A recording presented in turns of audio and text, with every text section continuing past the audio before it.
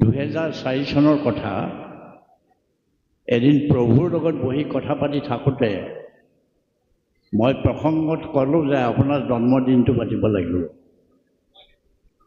তেখেতে উত্তৰত ক'লে যে এইটো সত্ৰৰ পৰম্পৰা নাই, গতিকে এইটো পাতিব পৰা নাযায়। কিন্তু সত্ৰৰ পৰিয়ালে বিশেষভাৱে অনুমতি দিয়াত জন্মদিন পাতিবলৈ ঠিক কৰা হ'ল।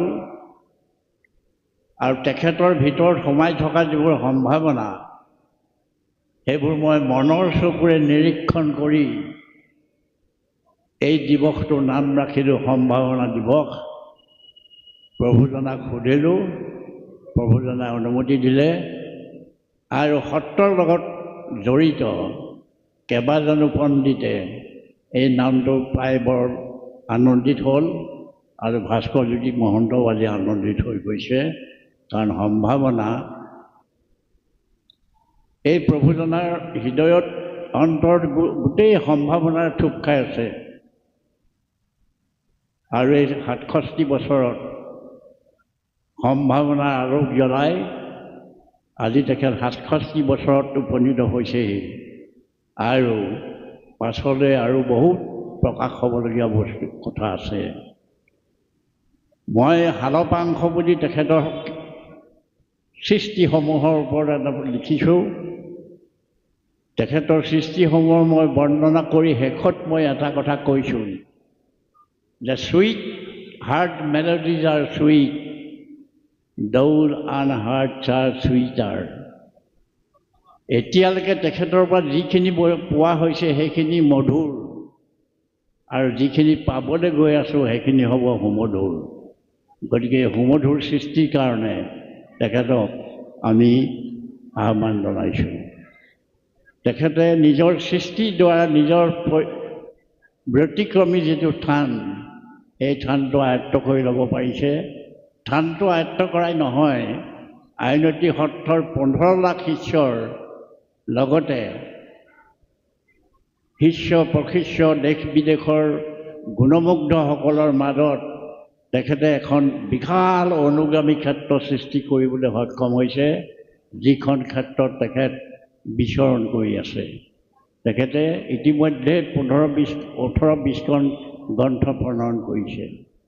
এগৰাকী আধ্যাত্মিক গুৰু হৈ কেৱল শৰণ ভোজন দান দিয়াতে ব্যস্ত নাথাকি 18খন-20খন পুথি লিখি সাহিত্য জগতলৈ তেখেতে আগবঢ়াবলৈ সক্ষম হৈছে। তেখেতে যি সংস্পৰ্শত আহে সেইসকলে তেখেতক ভালকৈ বুজি পায়, তেখেতৰ অন্তৰখন কেনেকুৱা, তেখেতৰ ভাৱ ভংগী কেনেকুৱা। আমাৰ লগত সম্পৰ্কটো ফ্ৰেণ্ড ফিলচফাৰ গাইড, কেতিয়াবা গুৰু হিচাপে হয়, কেতিয়াবা ফ্ৰেণ্ড হয়। ফ্ৰেণ্ড হিচাপে আমি বৰ ব্যক্তিগত কথা কিছুমানো পাতোঁ। এদিন তেনেকৈ ব্যক্তিগত কথা পাতি থাকোঁতে এটা বিশেষ কথা হ'ল, আমি আয়ুস দিয়া দি কৰিছোঁ। মোক তেখেতে 100 বছৰ আয়ুস দিছে আৰু মই তেখেতক 125 বছৰ আয়ুস দিছোঁ। আজি এই পবিত্ৰ ক্ষণত নামঘৰৰ এই পবিত্ৰ মজিয়াত গোবিন্দ মহাপ্ৰভুক প্ৰাৰ্থনা জনাইছোঁ, তেখেতৰ যেন 125 বছৰতকৈও অধিক আয়ুস দি সমাজখনক নেতৃত্ব দিবলৈ সক্ষম কৰি ৰাখে। এই প্ৰাৰ্থনাটো মই গোবিন্দৰ চৰণত জনাইছোঁ আৰু আপোনাসকলেও এই শুভেচ্ছা জ্ঞাপন কৰিব। কাৰণ একোজন মানুহৰ পাছফালে আৰু আগফালে এইখিনি মানুহ থাকে, আৰু পাছফালে এটা সভ্যতা থাকে আৰু এটা সংস্কৃতি থাকে। এই মানুহখিনিক বাট দেখুৱাই লৈ যোৱা সভ্যতা সংস্কৃতিক পুষ্ট কৰিবৰ কাৰণে কিছুমান চিন্তাশীল ব্যক্তিৰ প্ৰয়োজন হয়, সৃষ্টিশীল ব্যক্তিৰ প্ৰয়োজন হয়, আৰু সমাজখনক নেতৃত্ব দিব পৰা এইখিনি মানুহৰ দৰকাৰ হয়। আৰু সেই গোটেই গুণখিনি প্ৰভু ঈশ্বৰৰ গাত আছে, আৰু প্ৰভু ঈশ্বৰে সেই নেতৃত্বটো দিব পাৰিব বুলি আমাৰ পৰম আশা। কাৰণ এতিয়া মানুহৰ মানসিক চৰিত্ৰটো এতিয়া এনেকুৱা হৈ গৈছে, ইমান অৱক্ষয় ঘটিছে যে বাপেকে পিতেকক, পিতেকে বাপেকক, স্বামীয়ে পত্নীক, পত্নীয়ে স্বামীক হত্যা, এইটো সাধাৰণ ঘটনা হৈ গ'ল। মানুহৰ মানসিক চৰিত্ৰটো ইমান অৱক্ষয় ঘটিছে। এই সন্ধিক্ষণত, এই যুগ সন্ধিত থিয় হৈ প্ৰভুজনাই নিশ্চয় সমাজখনক এটা গতিপথ দিব পাৰিব বুলি মোৰ দৃঢ় বিশ্বাস, আৰু তেখেতে এই গতিপথটো দিব পাৰিব বুলি আমি পৰম আশা কৰিছোঁ। কাৰণ শুনিবলৈ থকাসকল থকাবিলাক অতি মধুৰ হ'ব, এই ধাৰণাটো আমি কৰিছোঁ। প্ৰভুজনাৰ মই এটা গুণ বিশেষভাৱে লক্ষ্য কৰোঁ, হাতেৰে কুটা এডাল দাঙি নধৰাকৈ নিজৰ সাংঘাতিক প্ৰতিভাৰে সৈতে যিবোৰ সমাৰোহ পাতি পঠিয়াইছে, এইটো আচলতে চিন্তনীয় বিষয়। সন্ত সমাৰোহ পাতিলে, অসম নাম সমাৰোহ পাতিলে, সাংস্কৃতিক সমাৰোহ পাতিলে, নামঘৰ সমাৰোহ পাতিলে, আইনতি সত্ৰত দুবছৰৰ মূৰে মূৰে ভাওনা সমাৰোহ পাতিছে। এই যে সমাৰোহবোৰ পাতি যিটো সামাজিক সমন্বয়ৰ সৃষ্টি কৰিছে তেখেতে, তাৰ কাৰণে তেখেতক ধন্যবাদ দিবলগীয়া, আৰু ধন্যবাদৰ পাত্ৰ তেখেতে। কাৰণ সমাজখনক বিভিন্ন ধৰণেৰে সম্পৃক্ত কৰি মানুহবিলাকক এক কৰিবলৈ তেখেতৰ যিটো প্ৰচেষ্টা, এই সমাৰোহবিলাকে তাৰ প্ৰতিফলন কৰে। আৰু তেখেত বিদেশলৈ গৈছে, চীনলৈ গৈছে, চীনৰ পৰা ঘূৰি আহি লিখিছে চীনৰ নিউজিলেণ্ডত। আমেৰিকালৈ গৈছে, আমেৰিকাৰ পৰা ঘূৰি আহি লিখিছে সেই আমেৰিকাৰ আমৰঙা ৰং। লণ্ডনলৈ গৈছে, তাৰ এইটো ডাঙৰ কথা, অসমীয়া মানুহৰ এইটো কৃতিত্ব বৰ কমেই আছে। কেম্ব্ৰিজ বিশ্ববিদ্যালয়ৰ সত্ৰাধিকাৰ প্ৰভুৱে বক্তৃতা দিছেগৈ। এইটো অসমীয়া মানুহৰ কাৰণে এটা কৃতিত্ব, এটা গৌৰৱৰ বিষয়। তাৰপাছত তাৰ পৰা আহি পেলাই তেখেতে মিনাকৰা ইংলেণ্ড লিখিলে এটা ধুনীয়া কবিতা, এখন জনাকীৰ্ণ সভাত সেই কবিতাটো প্ৰভুৰ হতুৱা আমি পাঠ কৰাইছোঁ। জনাকীৰ্ণ সভাত আমেৰিকাতে গৈছে, গুৰুজনাৰ কৃষ্টি সংস্কৃতিৰ প্ৰসাৰ ঘটোৱাত প্ৰভুজনা যথেষ্ট আগ্ৰহী। আমেৰিকালৈ গৈছে, তাত নামঘৰ পাতিছে, ডুবাইলৈ গৈছে, তাত নামঘৰ পাতিছে, লণ্ডনলৈ গৈছে, তাত নামঘৰ পাতিছে।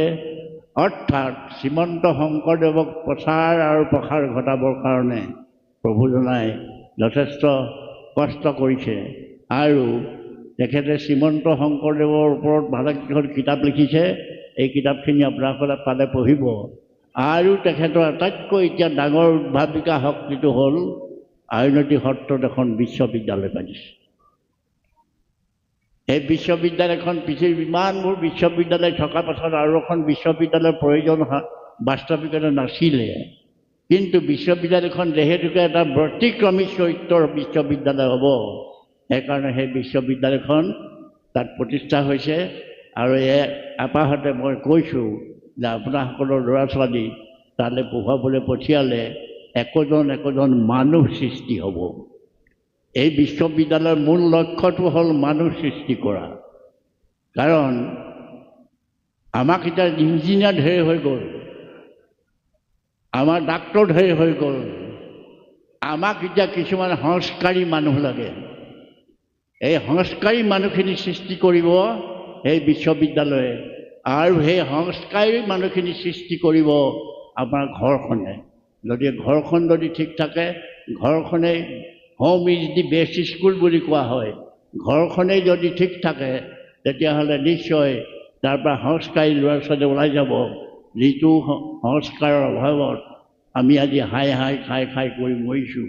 গতিকে মানুহ সৃষ্টি, এতিয়া মানুহৰ প্ৰয়োজন হৈছে। সৰু কথা এটা কওঁ, এটা শগুন নৈখনৰ কিনাৰত বহি আছেগৈ। শগুনে দৰৱ দিয়ে, দৰৱৰ ওচৰত মানুহ দৰৱ বিচাৰি গ'ল বোলে, নাই, শগুনে মৰাশ বিচাৰি গৈছে। তাৰপৰা মানুহজন গৈ শগুনটোৰ ওচৰত পালেগৈ। ঢেৰ মৰাশ গংগা নদীৰ উটি গৈছে, গংগা নদীৰ উটি গৈছে। কিন্তু এই শগুনে মানুহ অনা নাই। তে মানুহজনে ক'লে যে ইমান মৰা মানুহ উঠি গৈছে, তুমি মৰা মানুহ বিচাৰি ৰৈ আছা কেলে? এই বোলে নাই নাই, আচল মৰা মানুহ অহা নাই, এইবোৰ মানুহৰ আকৃতিৰ কিছুমান প্ৰাণীহে আহিছে। গতিকে এতিয়া সমাজখন মানুহৰ আকৃতি প্ৰাণীয়ে ভৰি আছে। বাস্তৱিকতে মানুহ পাবলৈ আটক হৈছে এতিয়া। আৰু মানুহ যদি থাকিলেহেঁতেন তেতিয়াহ'লে সমাজখনৰ এনেকুৱা বিভীষিকা এনেকুৱা হ'ব নোৱাৰিলেহেঁতেন। গতিকে মানুহৰ অভাৱ হৈছে। মানুহ সৃষ্টি কৰাৰ কাৰখানা তৈয়াৰ কৰিব লাগে। মূল কাৰখানাটো হ'ল ঘৰখন।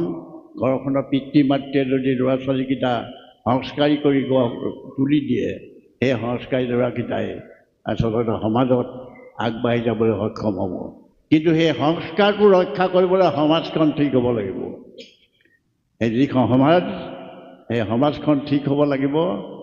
আৰু সেই বাস্তৱিকতে সংস্কাৰী সমাজখনতহে সংস্কাৰী ল'ৰা ছোৱালীয়ে কৰিব পাৰিব। অসংস্কাৰী অপসংস্কৃতিয়ে ভৰি থকা সমাজখনত সংস্কাৰী ল'ৰাই একো কৃতিত্ব দেখুৱাব নোৱাৰিব। গতিকে সমাজখন যাতে সংস্কাৰী হয়, এই কথাটো সকলোৱে চিন্তা কৰিব লাগে। কাৰণ আমাৰ ভৱিষ্যত প্ৰজন্মটোৰ স্বাৰ্থত আমি বহুত ত্যাগ কৰিব লাগিব। আৰু সেই ত্যাগৰ ফলতহে আমি ভৱিষ্যত ভাল প্ৰজন্ম এটা পাম। নহ'লে আমি দিনে দিনে ক'ৰবালৈ গৈ আছোঁ আৰু ক'লৈ যামগৈ তাৰ হিচাপ নহ'ব।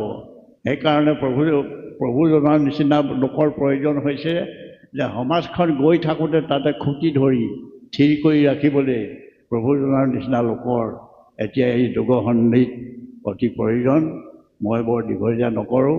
শেষত প্ৰভুজনাক মোৰ জন্মদিনৰ আন্তৰিক ওলগ জনাইছোঁ। আৰু মই আগতে কৈছোঁ, ফ্ৰেণ্ড ফিল'চফাৰ গাইড, তেখেতে মোৰ জীৱনৰ গোটেই চৰ্যাটো বদলি কৰি দিলে। এইটো ডাঙৰ কথা। মোৰ জীৱনৰ যিটো ষ্টাইল আছিলে, লাইফষ্টাইলটো অলপ বেলেগ ধৰণৰ আছিলে। মই গোঁসাইৰ লগত বহাৰ লাইফষ্টাইল নাছিলে। মই গোঁসাইৰ লগত বহি গোঁসাইৰ লগত বন্ধুত্ব বনাই দিয়া যিজন গুৰু, এই গুৰুজন মোৰ ফ্ৰেণ্ড ফিল'চফাৰ গাইড নহয় আৰু কি হ'ব। গতিকে তেখেত মোৰ গুৰুৰো গুৰু, পৰম গুৰু। আৰু গুৰু শিষ্য হিচাপে তেখেতৰ লগত মোৰ সম্পৰ্ক এইটো অত্যন্ত মধুৰ সম্পৰ্ক।